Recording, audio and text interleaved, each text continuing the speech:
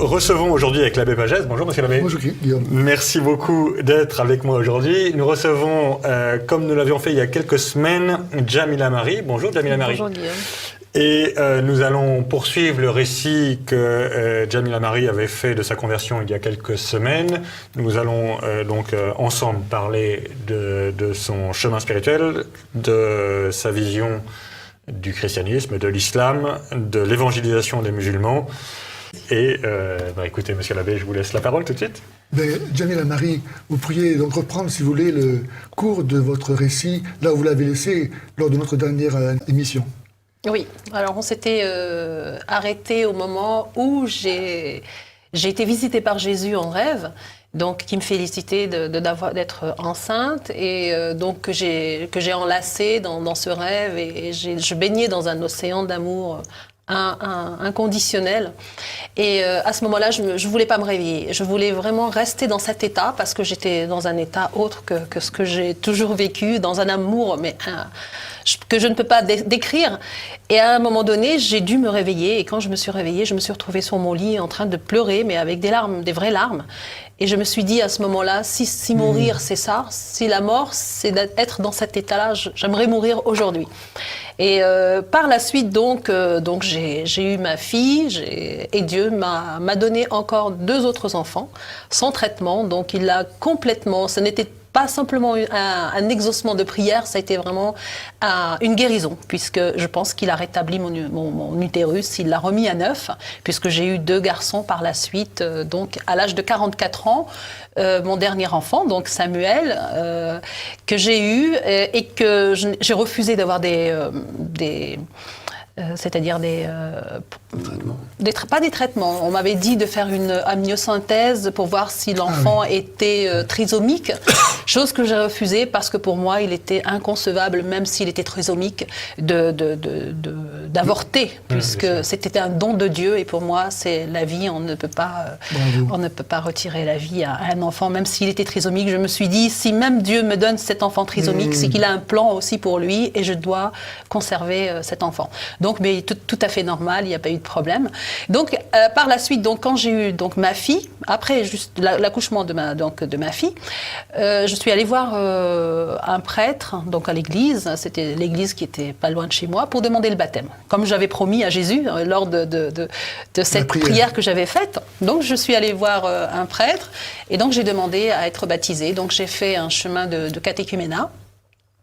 Et par la suite, donc le jour de mon baptême, c'était le 22 mars 2008, donc à la vigile pascale, j'ai reçu les 3 sacrements. Ce soir-là, ça a été le baptême, l'Eucharistie et la confirmation.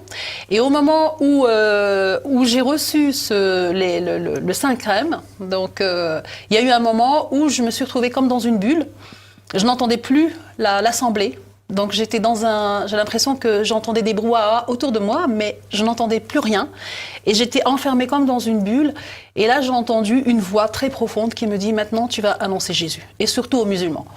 Alors, je ne comprenais pas ce qui s'est passé. Et puis, à un moment donné, cette voix qui était très, très claire et très forte,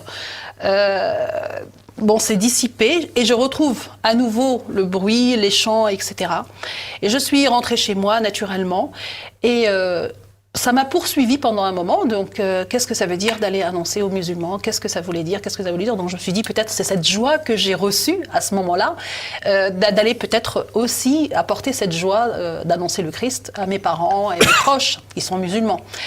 Et au final, oui, j'ai commencé par ma famille, évidemment. Donc, j'ai commencé à parler de Jésus à tout mon entourage, partout où je passais.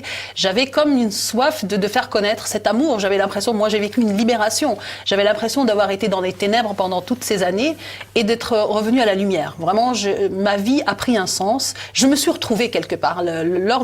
Quand j'ai reçu vraiment cette grâce, j'avais l'impression d'être moi-même. Et j'ai voulu communiquer dans l'amour, parce que j'ai reçu beaucoup d'amour, donc cet amour, il fallait pas que je le garde. C'était, voilà.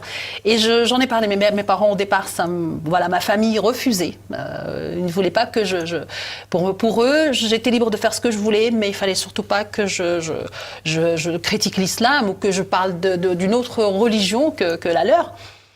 Et petit à petit, donc, je me suis dit, mais Seigneur, qu'est-ce que tu veux dire par aller annoncer Jésus? Donc, je me suis retrouvée à faire de l'équipe animatrice. J'ai fait pendant 6 années d'équipe animatrice. Ça veut dire? C'est-à-dire, j'étais dans notre paroisse. Donc, on a un mandat de 3 ans où on prépare pour la paroisse, c'est-à-dire tous les événements à venir, etc. Donc, on est un petit groupe avec le prêtre et on essaye de faire des choses dans la paroisse. L'équipe d'animation animatrice, voilà, paroissiale.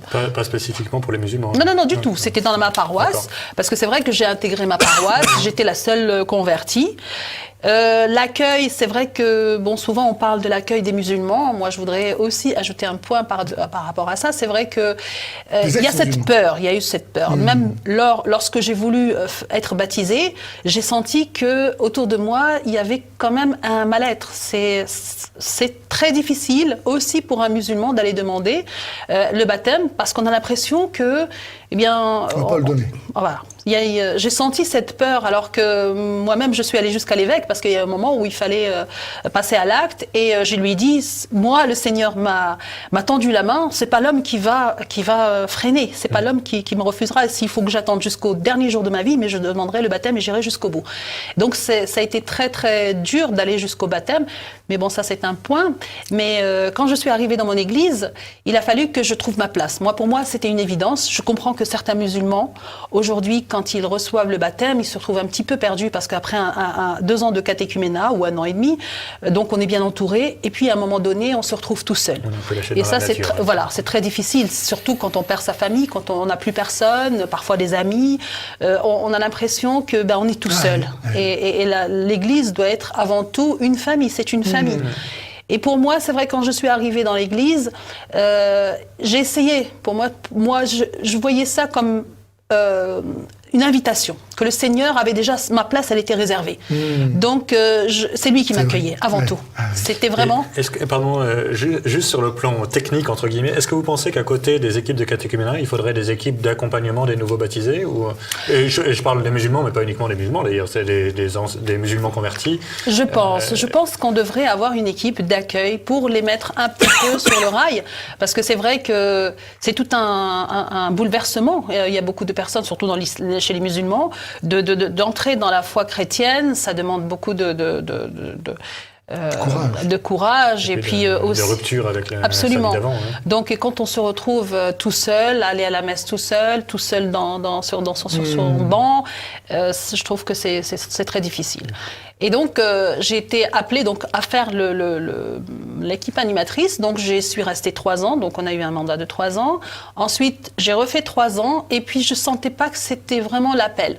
Mais je ne comprenais pas, je me disais que c'est pas ma place parce que je n'avais pas d'idée, je ne savais pas taper sur un ordinateur, je n'avais pas vraiment toutes ces capacités de trouver des idées, etc.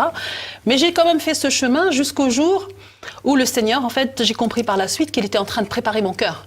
Parce que pour faire l'évangélisation, on n'envoie pas quelqu'un comme ça, il préparait tout, le terrain, le temps. Il y avait un temps pour lui.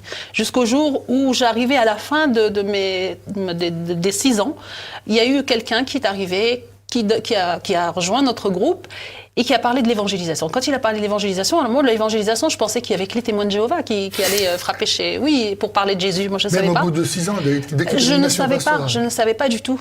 Pour moi, c'était il y a que eux. Et je les enviais parce que quand je les voyais avec ce courage d'aller parler de Jésus, j'avais cette soif, ce zèle en moi d'aller parler de Jésus. C'était pour moi une nécessité, c'était vital. Il fallait que je parle de Jésus. Je ne pouvais pas rester sans parler. Et donc, quand il a parlé d'évangélisation, on va faire un groupe d'évangélisation. Donc lui, c'était un projet qu'il voulait faire. Et là, tout de suite, pour moi, c'était l'appel. J'ai entendu vraiment le Seigneur maintenant. Il m'a dit, c'est le moment. Et je suis allée voir cette personne. Donc, j'ai intégré le groupe pour faire de l'évangélisation. Et c'est un groupe d'évangélisation à destination des musulmans ou en général? En général. Porte-à-porte, mais comme nous sommes dans la rue? Tout. On a fait la rue et puis le porte-à-porte. Et donc, c'est un groupe qu'on a lancé depuis à peu près 4-5 ans, qui s'appelle Le Salut pour tous. Et une fois par mois, donc, on se réunit pour faire l'évangélisation sur les 3 paroisses de Massy. Et donc, par la suite, donc, j'ai intégré ce groupe et pour moi, c'était ma vie d'aller annoncer le Christ. J'ai trouvé vraiment, j'ai senti que c'était vital d'aller porter cette parole, surtout que il y avait beaucoup de musulmans, et j'ai vu l'accomplissement de la parole de Dieu, puisque quand il m'a dit tu vas évangéliser surtout les musulmans, oui, nous sommes entourés de beaucoup de musulmans. Et comment est-ce que la parole est reçue? Vous avez des...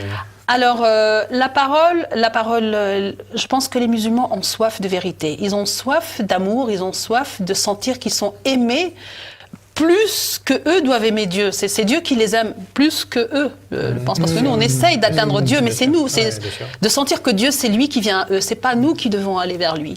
Et nous avons tous cette soif. Et cette soif, parfois, on la camoufle. On a Dieu, chacun de nous a Dieu dans son cœur. Mais ce Dieu de l'islam ne correspond pas du tout à ce Dieu que nous avons, nous, qu'on a appris à nous faire, qu'on nous a inculqué. C'est concrètement, comment ça se passe, votre ministère d'évangélisation? Donc, alors, une fois par mois, c'était donc avec ce groupe du Salut pour tous. Après, le Seigneur m'a appelé à faire le marché. Le marché, c'est-à-dire le vendredi et le mardi, il y a le marché... Deux fois par semaine, donc. Voilà, le matin, donc, on se retrouve au marché de notre commune, de Bassy, donc pour faire l'évangélisation. Donc, ça a été la deuxième étape. Et comment vous faites, là? Alors, donc, on est là, on a une table, nous avons des évangiles en français, en arabe. Comme un commerçant, donc. Vous avez votre stand. Voilà, un petit stand, et puis on a des paroles, donc, d'évangiles, on a des évangiles en français, en arabe, on a des CD aussi sur la vie de Jésus, en arabe et en langue aussi, kabyle, etc. Et donc on donne ou des petits dépliants, des choses sur des questions sur l'islam. Ça se passe bien, les gens viennent voir votre stand Ils viennent, vraiment, ils parlent, on chante aussi, donc on fait des louanges. Donc, vous avez des instruments de musique? Alors on a un petit tambourin, là maintenant on a un djembé. Et vous êtes du djembé, vous, je crois. Oui, absolument. Vous êtes combien autour du stand? Alors le mardi et le vendredi, alors on a commencé avec 2 personnes, on était 2 personnes. Ensuite il y a d'autres personnes qui se sont joints à nous, qui sont de la commune de Fontenay. Il y a même un monsieur qui s'appelle André, qui vient de Paris, qui vient nous rejoindre parfois. Donc on peut se retrouver 3, 4, ça dépend. Et par la suite, le Seigneur a voulu encore plus, c'est que je travaillais, donc j'avais que le mardi matin et le vendredi matin pour pouvoir faire l'évangélisation en plus une fois par mois. Et là, il m'a dit, tu vas arrêter et tu vas faire l'évangélisation à temps plein. Donc ça a été pour moi, c'est une grâce parce que c'est une grande richesse. Et pour moi, quand on aime, on ne peut pas garder cet amour pour soi. Pour moi, c'est vital. Et je ne comprends pas qu'aujourd'hui, les chrétiens n'osent pas, ou ont peur, ou pensent déranger l'autre. Non, l'amour ne dérange pas. La vérité ne dérange pas. Et le politiquement correct, justement, camoufle la vérité. Parce qu'on ne peut pas être dans la vérité et puis être, justement, dire tu es musulman, je te respecte tel que tu es. Pour moi, c'est non assistance à personne en danger si on n'annonce pas Jésus. Puisque Jésus, c'est le sauveur. Soit nous avons notre foi, on est convaincu que nous sommes chrétiens et que seul Jésus sauve, soit on ne l'est pas. Absolument. On ne peut pas être à la fois l'un et l'autre. Dans ces cas-là, on pourrait dire, je ne suis pas chrétien, je suis quelqu'un qui croit à Dieu et à toute forme de religion. Mais si je suis chrétien ou chrétienne, nous devons être convaincus que seul Jésus sauve. Il n'y a pas d'autre salut. Et là, l'Évangile le répète plusieurs. Amen. Donc, pour moi, voir quelqu'un, c'est comme si j'avais un diplôme de natation et je vois mon frère en train de couler. Et je me dis, c'est pas grave, il va s'en sortir tout seul. La réaction, ça serait tout de suite, je vais aller vers lui. Et notre baptême, nous ne l'avons pas reçu que pour nous, parce que nous ne méritons rien. Nous-mêmes, moi, je suis qui pour prétendre que j'ai reçu le baptême, Seigneur a donné sa vie pour moi, les autres, ils se débrouillent. Non, c'est une mission que le Seigneur nous confie. Parce que tu as reçu, je compte sur toi pour aller aussi. Et dans chaque famille, vous pouvez remarquer, dans chaque famille, on a quelqu'un qui est là pour porter. Nous sommes la lumière du monde, nous ne sommes pas rien. Et cette lumière, nous ne pouvons pas la laisser, on ne peut pas la mettre, comme il dit, sous le boisseau. Et quand vous annoncez, les gens reviennent? Est-ce qu'une fois qu'ils ont pris l'évangile, ils se sauvent? Non. Alors non, on a eu des personnes qui sont revenues, il y a des personnes qui ont demandé le baptême, il y a des personnes qui nous m'ont dit ouvertement, je l'évangile, j'y crois, etc., mais je ne peux pas faire le pas. Mais ça, ce n'est pas nous. Nous ne sommes pas là pour voilà, nous ne sommes pas là pour convertir. Seul l'Esprit Saint convertit. Nous sommes là pour annoncer. Et comme disait saint Paul, Apollos sème, Paul arrose, et Dieu fait croître. Donc nous sommes là simplement annonce. Et nous aurons des comptes à rendre. Ce que les chrétiens ne savent pas, c'est qu'un jour Dieu, on devra rendre des comptes. Qu'est-ce que tu as fait de ta foi? Qu'est-ce que tu as fait de ce que je t'ai donné? Tu as reçu la grâce, tu n'étais pas mieux que l'autre. Toi, si je t'ai fait confiance, c'est pour que tu puisses aussi apporter cette bonne nouvelle. Bien sûr. Et donc nous devons, moi je le dis aujourd'hui, que ça soit, je suis triste de voir que on parle du même Dieu, on fait beaucoup de choses pour parler de l'interreligieux, mais dans l'interreligion, qu'est-ce qui se passe? On n'est pas dans la vérité. On n'est pas dans la vérité. Tout dépend en fait. L'interreligieux peut être une façon de comprendre les différences et d'apporter la vérité du salut, ou ça peut être une façon de passer son temps en discutaille.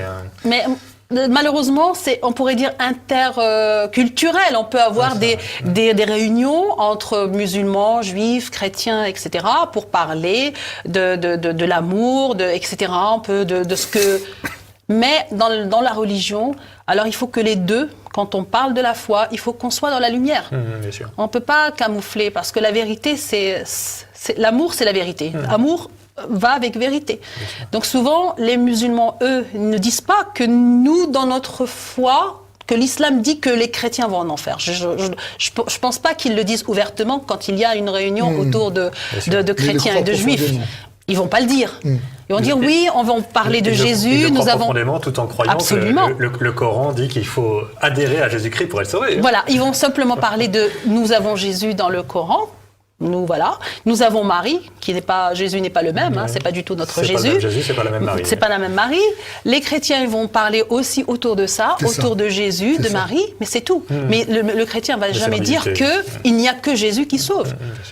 Ils vont pas le dire. Donc, ça va rester autour de quelque chose qui nous arrange tous ensemble, mais c'est pas dans la vérité. Et le salut, est-ce qu'on en parle?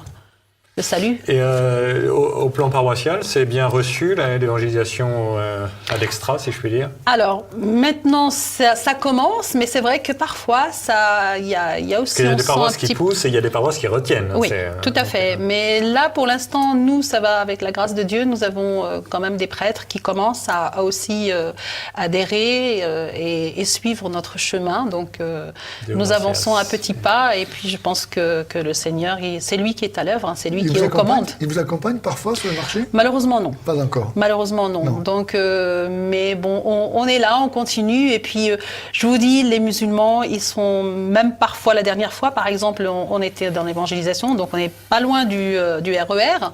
Donc, on a notre petit stand et notre djembé.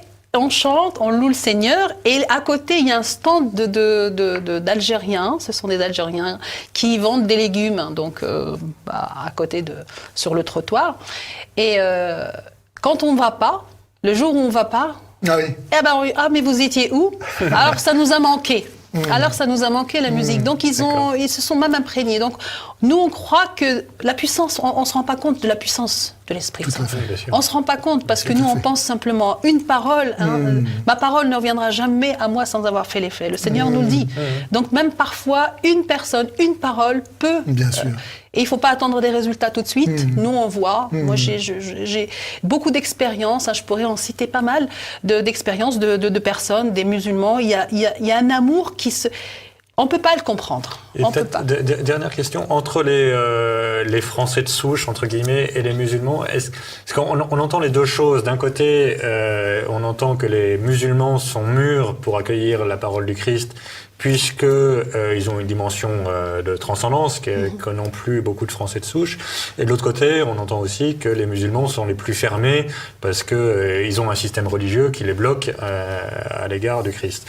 Comment est-ce que les gens qui viennent vous voir, est-ce que les plus ouverts à la parole du Christ, c'est les musulmans? Est-ce que c'est les Français de souche? Comment ça se passe? Alors les Français de souche, vous voulez dire ceux qui ne sont pas chrétiens les Français qui culturellement sont chrétiens, mais qui ont complètement lâché et qui ne sont plus rien. En les musulmans, ils sont toujours plus à l'écoute, c'est clair. Ils ont déjà Dieu et ils sont contents d'entendre que certains chrétiens, parfois, ils nous disent bravo. Quand on loue le Seigneur ou quand on va vers eux pour leur apporter cette bonne nouvelle, parfois ils sont contents d'entendre que les chrétiens... Que la France n'est pas complètement morte religieusement. Tout à fait. Alors, il y a des Français, bien sûr, de souche qui rejettent complètement, ou d'autres qui disent même vous n'avez pas à faire ça, nous sommes dans un pays laïque, on a eu de tout, donc on a de tout. Et il y a d'autres personnes, des Français aussi qui sont chrétiens, qui sont contents de voir que la France reprenne les choses en main et qu'il faut vraiment, ils sont contents de voir qu'il y a des chrétiens catholiques qui sont sur le terrain pour annoncer le Christ. Parce que c'est vrai qu'ils voient des évangélistes, ils voient des témoins de Jéhovah, mais les catholiques, on a l'impression que eux, bien, c'est beaucoup de respect humain. Voilà, mais le respect il commence par l'amour et là. Le vrai respect, c'est d'offrir la parole de Christ. Absolument, cet amour gratuit et puis le salut, c'est surtout ça, parce que notre vie sur terre, un jour, elle prendra fin. Et alors, qu'est-ce que nous avons fait de notre foi? En dehors de ces stands que vous tenez, est-ce que vous évangélisez aussi dans d'autres façons de faire? Tout le temps. Tout le temps. Tout le temps, c'est-à-dire dans le supermarché, dans la boulangerie, dans le train, pas plus tard qu'il y a un an, j'ai rencontré un homme, un Algérien, sur le quai à la gare du Nord. Je revenais de chez mes parents et lui, il était là, un homme retraité, et on a commencé à parler parce que le train n'arrivait pas. On a échangé ensemble et là, tout de suite, j'ai su qu'il était kabyle, donc j'ai essayé de m'introduire. Kabyle veut dire des chrétiens, il y a des chrétiens en Kabylie, donc... Et là, tout de suite, on a parlé. Donc, lui, il était musulman. Et je lui parlais de ma conversion. On est resté à peu près 20 minutes sur le quai en attendant le train, à discuter de Jésus. Et j'ai vu qu'il a une certaine ouverture. Il était très à l'écoute. Pour finir, on a pris le train ensemble. Et comme il me parlait de douleurs dorsales, etc., donc j'allais aller le jeudi suivant à Saint-Nicolas-des-Champs, où il y a quand même, vous connaissez, beaucoup de guérisons. Je lui ai proposé... S'il voulait aller, il a accepté, on a échangé nos numéros, il a fini par y aller, il a trouvé que c'était fantastique, il m'a parlé d'une manière que vraiment il a été touché par les prières, il est revenu 1 an après, il est en France actuellement. Il m'a recontacté, il est retourné à Saint-Nicolas-des-Champs et il veut même faire une retraite spirituelle. Donc voilà, voilà comment Dieu accompagne. C'est-à-dire qu'il ne faut pas lâcher. C'est-à-dire que... On n'est jamais en vacances. Non, Dieu est en vacances, vous pensez? Donc nous, quand il nous met une personne sur notre chemin, ce n'est jamais un hasard, c'est vraiment pour quelque chose. Vraiment pour. Merci beaucoup, Jamila Marie. On prie pour que d'autres évangélisateurs se lèvent. On prie pour que votre parole porte du fruit le plus abondant possible.